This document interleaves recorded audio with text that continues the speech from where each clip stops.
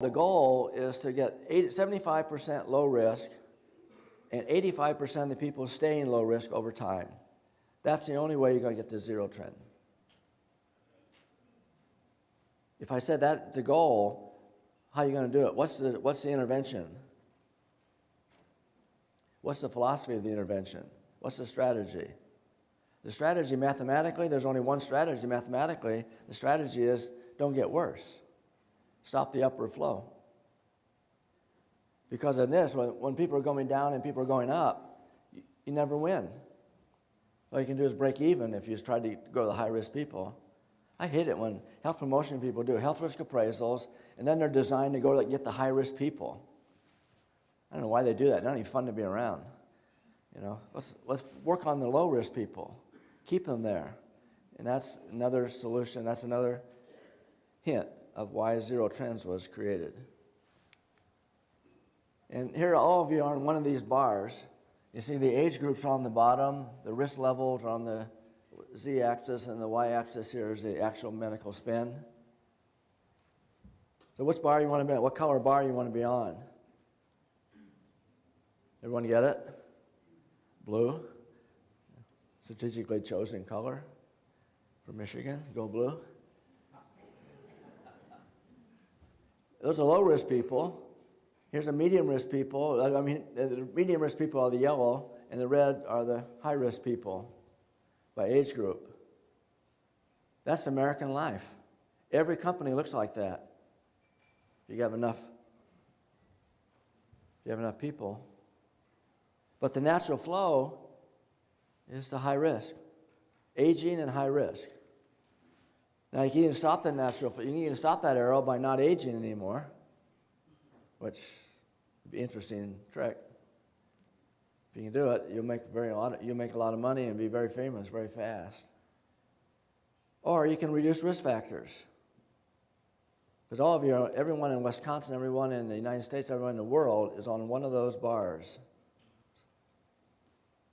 That's the natural flow. So the summary, the flow of risk is to high risk, the flow of cost is to high cost. Costs follow risk and age. So as I said before, don't get old. That's the main learning. All right, what's wrong with this picture? That's Ann Arbor, Michigan. That's the new biomedical sciences building. We think we're going to be great biomedical sciences. We can't even keep faculty there. And we put in a couple of $1 billion into that.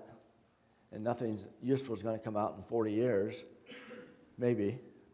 We might be able to raise life expectancy from 78.8 to 78.9, maybe, so your great-great-great-grandchildren might benefit a tenth of a year.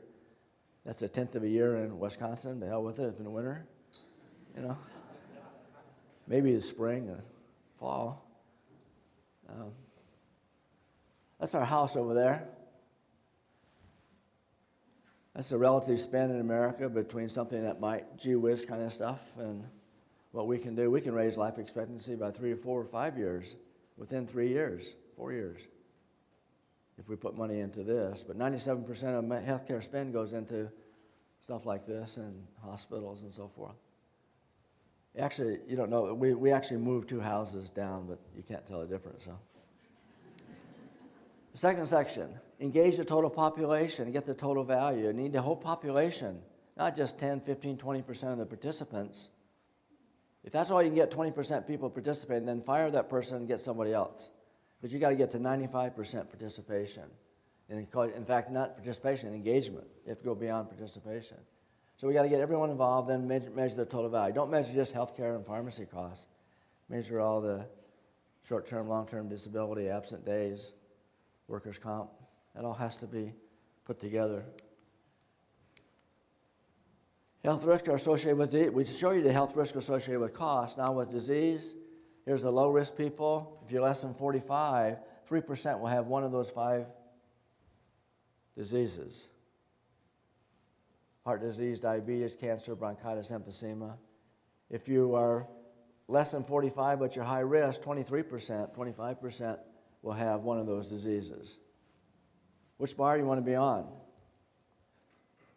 The second question, who's in charge?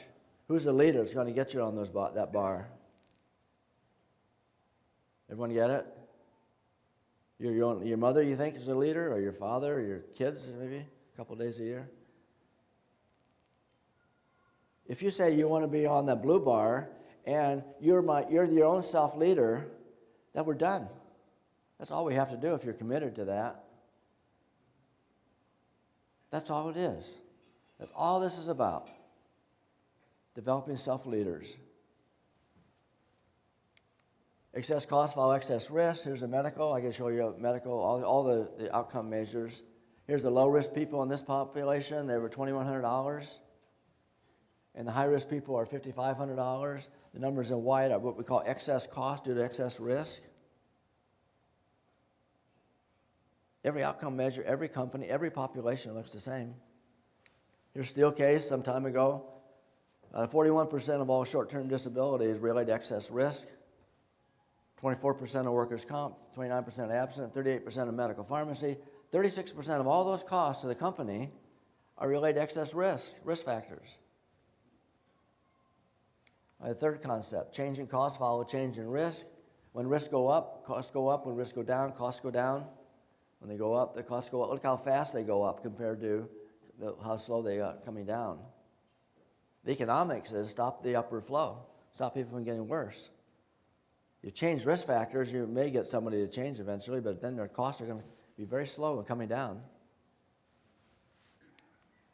So don't get worse and help the healthy people healthy. That's our motto. That's what I think is the only solution in America. And the data came from one of our clients. We had the data 15 years ago. We finally saw it in one of the clients, then we went back. And every company looks the same. They all start out, in this case, 2001, together. The people in green got better, didn't get worse, either one. The people in yellow got worse. We got separation. So you just don't get worse. Because in America, you get worse every day. Every day, imperceptible. Twinkie.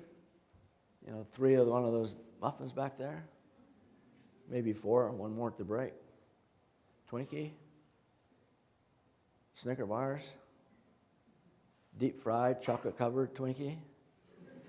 It was about 4 summers ago. I had 3 of those in Charlotte, North Carolina. I was down there for a talk. I took 2 to go home, and 1 made it.